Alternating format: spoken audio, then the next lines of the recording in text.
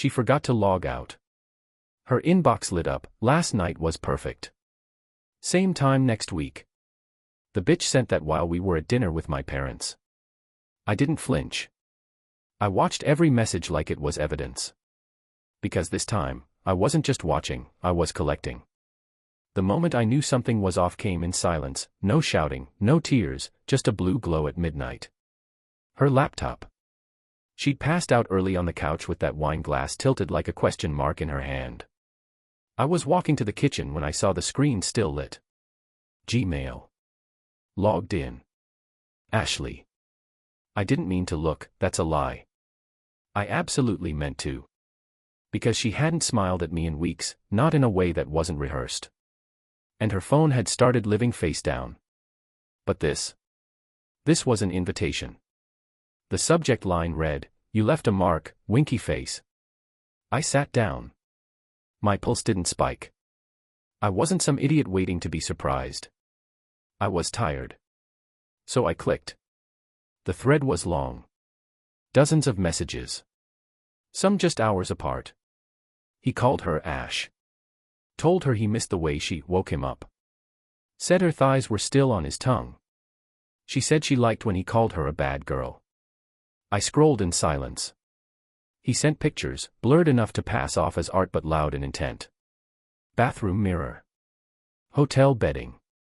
A bottle of whiskey with her hand in the frame, that chipped nail polish I recognized from our last date night. She'd said she was tired. She'd said it with my hand on her back. This bitch had been tired all right, from getting tossed around by some stranger who couldn't even spell her name right the first few times. She sent him a picture of the necklace I gave her last anniversary. Said it made her feel so dirty wearing it after last time. The timestamp was during her book club. The one I drove her to. I didn't wake her. I didn't say a word. Just stared at her face, peaceful, lips slightly parted, breathing easy. Like guilt had never met her. Like betrayal was just a scene she played in someone else's life. I got up, poured a glass of water, and sat on the edge of the guest bed. I didn't cry. I didn't even blink hard. Just let the details line up, file themselves in neat little rows in my head. This wasn't random. It was practiced. Strategic. She had folders.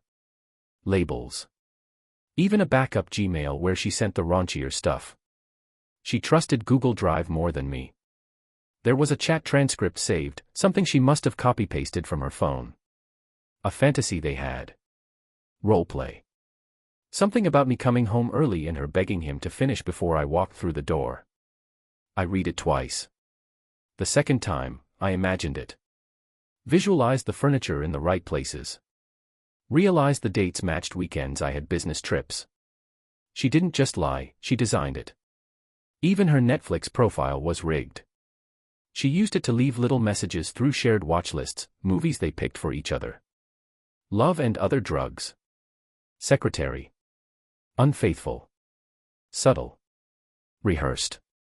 Ashley had always been good at curating impressions. Instagram perfect. Witty captions. Candid laughs she practiced in the mirror. But none of that mattered now. What mattered was that she left the door cracked. One mistake, and I was inside. She'd just forgotten to log out. But me.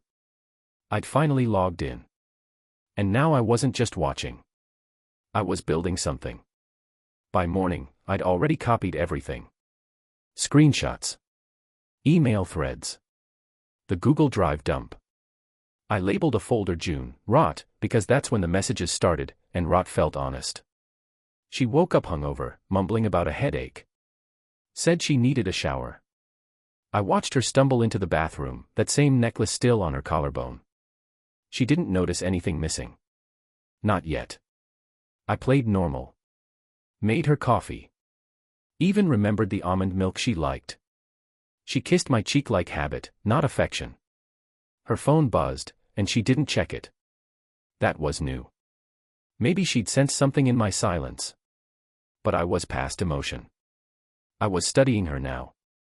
Ashley was efficient. Had routines. Monday was Pilates. Tuesday was therapy. Except I knew now therapy was just an hour-long lie where she told a stranger how I had stopped connecting, how I made her feel unseen. I saw the appointment reminders on her Google Calendar. She invited him once. Wrote, "Want to be my emotional support animal, winky face." In the notes field. I started noticing patterns. The cologne she wore wasn't mine. She kept an extra pair of underwear in the glove box. The gym bag never had sweat. Just perfume and wipes. That morning, I watched her pack it again. Saw her slip a tiny box into the side pocket, condoms. She was dressed in workout leggings, hair in a loose bun, looking like someone who cared about self-care. She smiled at me as she grabbed her keys. "Be back in an hour, babe." "Babe." I nodded. Took a bite of toast. Watched her drive off. Then I followed. Not in my car. I borrowed a neighbor's bike. Quiet. Forgettable. She took the usual route, past the coffee shop, around the park, but didn't turn at the studio.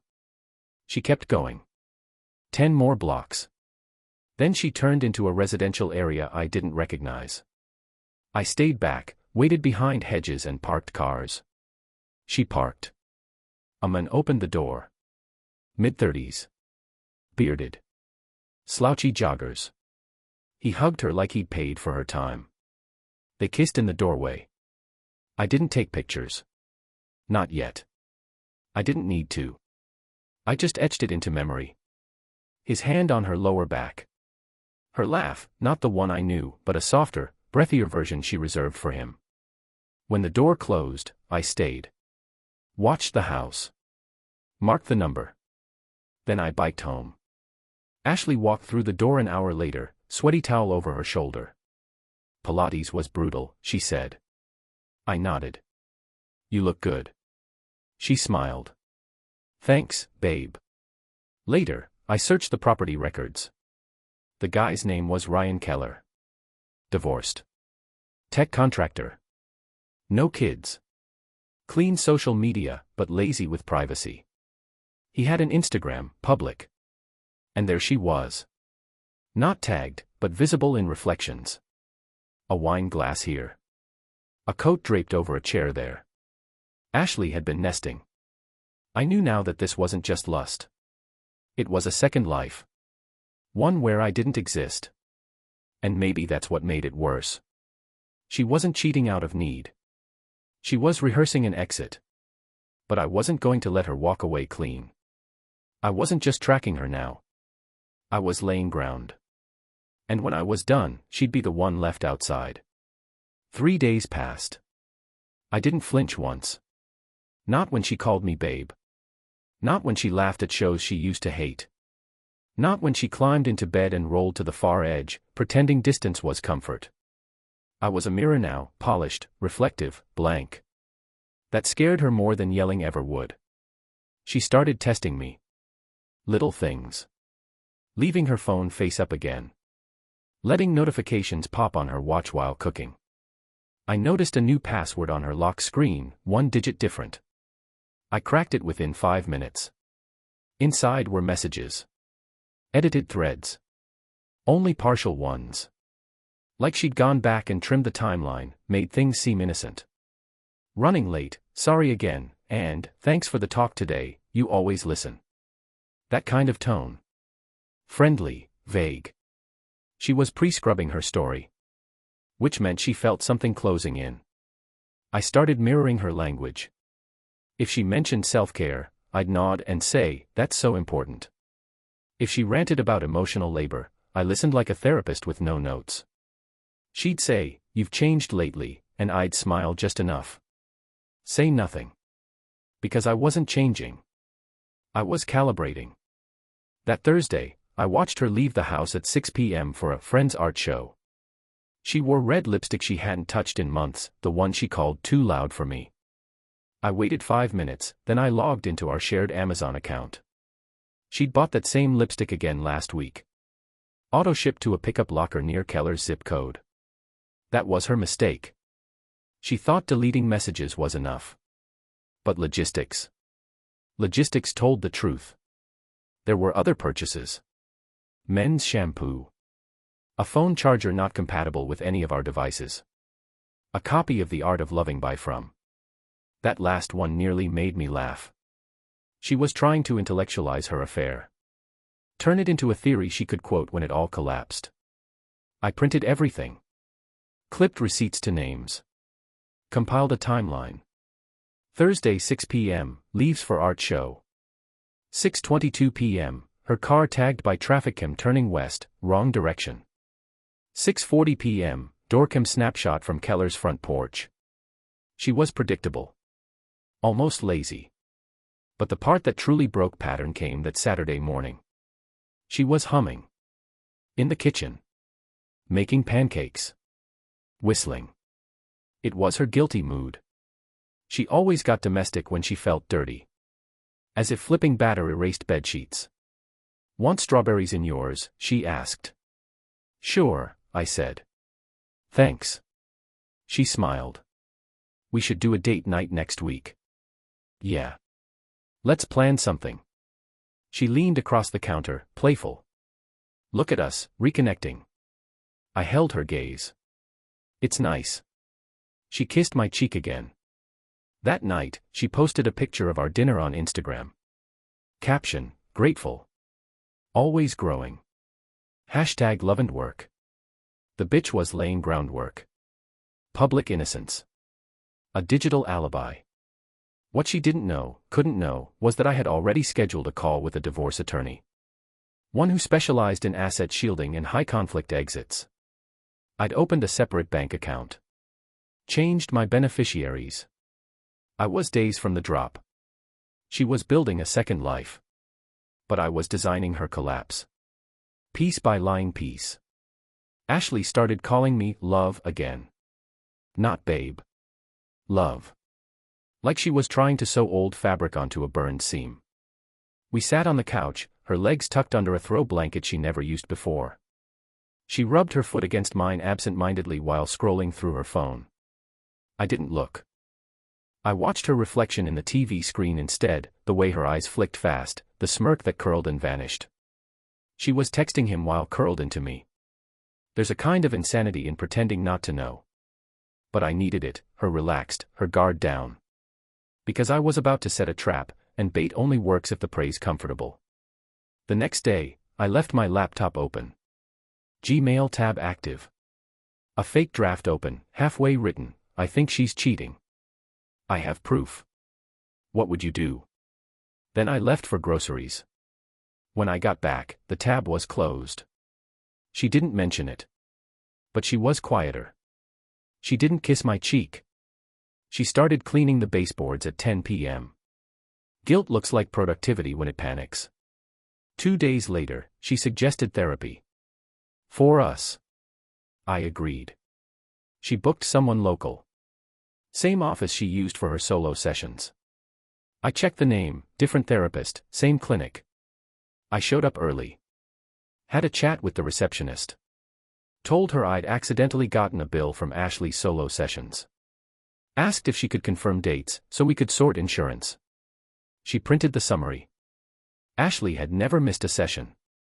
Even the week she told me she was too sick to go, she'd gone. The kicker? Notes listed, relationship issues, marital dissatisfaction, loss of intimacy, potential exit planning. She was using therapy like a rehearsal room. Practicing lines. Sharpening narratives. And now, she wanted to bring me into the performance. At our first joint session, she cried within 10 minutes. Told the therapist I'd grown distant. That I never asked her about her day anymore. That she felt invisible. I nodded. Said, that must have been hard. She blinked. Hesitated. Even the therapist tilted her head slightly. Like the script wasn't going the way Ashley thought. I kept it up. Played the calm, invested partner. Agreed to a weekly session. Bought a new notepad. Jotted insights. Ashley thought she'd brought me into her arena. What she didn't see was the document on my locked drive titled Ashley Narrative, Contradictions and Controls. Everything she said, I matched it with time-stamped proof of the opposite. He won't touch me anymore. Screenshot of her brushing me off, 3 nights in a row. He never talks to me. Her call logs stacked with Keller. I feel alone. A Google Calendar full of her parties, brunches, art shows. She was weaving fiction. But now her words were logged. Compared. Weighted. And therapy, that sanctuary she tried to weaponize, became my ledger. Because while she was trying to make the ending feel justified, I was scripting the fallout. And soon, she'd learn the truth about performance. Only one person gets to direct the final act. The break didn't come with a scream. It came with a browser history. One night, she forgot to close her tabs again. Left Chrome open on her iPad. I wasn't snooping, not really. I just tapped the screen. Lit it up. Her Reddit account was logged in. She'd been active. Very. The usernames she replied to were almost all male. Subreddits like r/dead bedrooms, r/marriage advice. But she wasn't asking for help. She was building a story, a new version of our marriage, with herself as the silent, unappreciated wife, trying so hard. She wrote about me. Not directly. Just enough for plausible deniability. My husband won't open up. He's nice but emotionally stunted.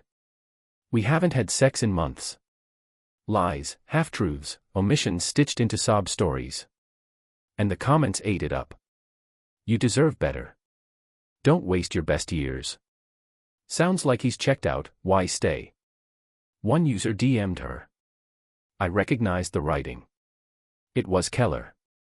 That was the first hard connection, digital fingerprint linking the affair to a real name, in public space. I screenshotted everything. She'd replied to him with an inside joke I'd seen in her emails. Still want pancakes? His answer, only if they come with whipped cream and that look you give when you're faking innocence. I knew then it wasn't just sex. They were coordinating narrative. Creating a shared delusion, made for performance and protection. I kept going. Dug deeper. Checked her cloud sync. One of her notes folders had a locked file. Took me 2 tries to guess the code, 0421, our wedding date. Inside. A list. Exit plan draft. Lease studio apartment, 3 MO buffer, ask Ryan for cosign. Prep, emotional distance, story, therapy logs help. Separate finances, check legal Reddit for advice. Keep, amicable tone until apartment secured. Reveal with, calm energy, no blame game. Block and cleanse after final move. My name was listed in parentheses next to item 5. Just, mark, don't provoke. Offer therapy, closure, pretend mutual. Closure. She'd outlined a graceful departure, staged like a TED Talk, sanitized, socially acceptable. A clean handoff of a ruined marriage. That's when I stopped breathing for a second. Not because it hurt. Because it was finished. Proof. Motive. Method. I had it all. I copied the note. Time-stamped it. Uploaded to my offline drive. Then I closed her iPad, placed it exactly as it was, and walked into the kitchen. She looked up from her tea. Hey, love. Hey. I poured water. Sat across from her. Let my eyes rest on her face, the familiar, lying symmetry of it. And I smiled. Because now the story was mine. And I was done waiting for the ending. I was about to write it. I didn't sleep that night. Not out of shock. Out of planning. At 3:47 a.m., I opened a blank spreadsheet. Titled it, Her Lies, Indexed. I listed everything, email timestamps, Reddit posts, cloud note entries, IP address overlaps. I mapped the digital trail like a crime scene. Because that's what it was, not an affair, but fraud. Of time. Of memory. Of identity. She wasn't just cheating. She was manufacturing a version of me she could justify leaving. I backed it all up. 3 copies, encrypted, air-gapped, time-stamped. One on a thumb drive in my desk drawer. One in a hidden Dropbox only I knew existed. And one in a hard copy mailed to a private P.O. box registered under my middle name. Paranoid? Maybe. But paranoia looks a lot like survival when you're sleeping next to a woman who's already written your eulogy. By noon the next day, I had a full digital dossier. I called it Project Closure, a play on her script. It had everything, side-by-side logs of what she claimed in therapy versus what she actually did. Every contradiction in her exit plan. A copy of her messages with Keller, and their posts posing as strangers. I printed a 27-page packet. Sealed it in an envelope. Wrote only 2 words on the front. Ashley knows.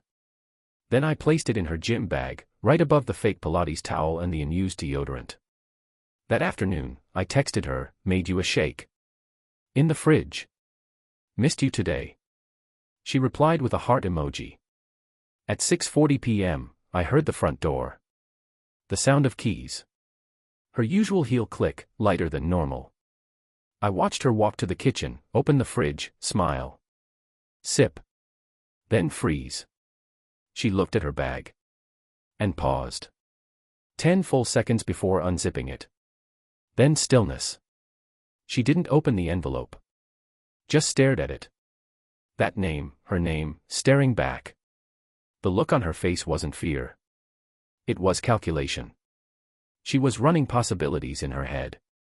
Trying to guess what I knew. I didn't say a word. Just watched from the hallway. She turned, almost slow motion. "What's this?" "Your script," I said. She blinked. "What?" I smiled. "Thought you might want to proofread it before opening night." No yelling. No accusations. Just ice. She didn't open it. Not in front of me. Just clutched it, turned, and walked to the bedroom. Closed the door softly. That night, she didn't come to bed. She knew. But more importantly, she didn't know how much I knew. And uncertainty. That was my leverage. She didn't speak to me the next morning. Didn't apologize. Didn't ask questions. Just made coffee in silence and scrolled her phone like she wasn't reading anything. I watched her hands, the way they trembled just enough to stir the spoon too many times. She was unraveling. Slowly. Quietly. By noon, she left for therapy. I already knew the truth. Keller had taken the day off. His Outlook calendar was public. Carelessness is contagious among liars. She didn't see the air tag I planted under her passenger seat. Didn't see the backup one I slipped into the side flap of her purse. I watched her route from my laptop in real time. She didn't go to therapy. She went to him. I gave her an hour. Then I uploaded Project Closure, her messages, the affair trail, screenshots from Reddit, the exit plan, to a private site I built that morning. Sleek. Clean. Every section labeled. Her name watermarked on each page. Then I sent the link to 4 people. Her therapist. Her mother. Keller's ex-wife. And Ryan Keller himself. No message. Just the link. By the time she got back home, the bomb had already gone off. She walked through the door at 5:16 p.m., keys loose in her hand. Her face pale. Her phone screen dark, probably already drained from calls, from fallout. She didn't see me sitting in the living room. "Ryan's ex just called me," she said. Her voice was thin. I nodded. "You should thank her." She stepped closer, holding the envelope I'd placed in her bag the day before. It was still sealed. "I didn't read it," she said. "You didn't have to." Silence. "Then, you ruined everything." "No," I said. "You ruined it. I just filed it." She opened her mouth. Closed it. Walked to the kitchen like she was going to throw something, but didn't. Just stood there, one hand gripping the counter, the other clutching the envelope like it might still save her. Her phone lit up again. 3 missed calls. Then she whispered, almost to herself, "Why would you do this to me?" I stood. "Because you wrote the ending, Ashley. I just published it." She didn't cry. She didn't scream. She just stood there, frozen in the truth she built. Because the thing about lies is, they rot. But exposure? That sterilizes. And I wasn't done yet. She slept in the guest room. I know because I heard her tossing until 3 a.m., floorboard creaks and the occasional muted sob. But by morning, she was quiet again. Hollow. Like someone had switched out the batteries that powered her little performance. I didn't speak to her. Not out of anger. Out of precision. That afternoon, I called our financial advisor. Asked to update beneficiaries. Pulled my name from any joint investment vehicles we still had. Changed passwords. Moved the car title to my personal trust. Then I drove to Keller's house. Didn't knock. Just waited outside. His porch light was still busted, I knew from her photos. His driveway was empty. Probably hiding out. Or maybe packing. Men like him think affairs are private until the collateral starts calling their phones. I left a second envelope at his doorstep. Inside were 3 things. A copy of her exit plan. Printouts of her texts where she mocked his bedroom skills. A sticky note, this is who she really drafts endings for. Then I walked away. By dinner, Ashley was spiraling. You've made your point, she said, standing in the doorway while I prepped food. No, I replied. That was just the headline. She tried to regain footing. You don't have to burn everything down. I didn't look up. But that's where the rot is. She stepped closer. We can figure this out. Fix something. Maybe we. I cut her off. Do you even remember who you were before you started writing fiction about me? That landed. She sat down. Hands in her lap. Small. Finally. I placed a file on the table. These are the divorce papers. Already notarized. No alimony. No contest. She didn't touch them. Sign them, I said. Or I escalate. Publicly. Her jaw clenched. You're bluffing. I pulled out my phone, tapped a photo. It was a scheduled post, set to go live in 24 hours. Everything, the affair, the Reddit account, even her therapy lies. Every detail packaged for people who used to respect her. She stared at it. You wouldn't. I looked her dead in the eye. Then test me. She didn't respond. Just stood. Walked to the hallway. I waited. 3 minutes later, she returned with a pen. Signed everything. No eye contact. When she left the room, she looked like a woman who'd been evicted from her own story. And me. I finally felt clean. But the final cut was still coming. She moved out on a Thursday. No tears. No screams. No dramatic monologue begging for closure. Just boxes, taped in silence. Her gym bag was last. Same one I'd planted the envelope in. She didn't look at me once while loading her car. I didn't offer to help. That was the contract now, silence, signed in ruin. I watched from the porch as she pulled away. The car hesitated at the stop sign, maybe she thought I'd wave. Maybe she realized no one ever waits for a liar to disappear. I didn't wave. The next morning, I canceled the post I'd scheduled, the one that would have publicly gutted her. Not because I pitied her. Because I didn't need it anymore. She wasn't a threat. She was just done.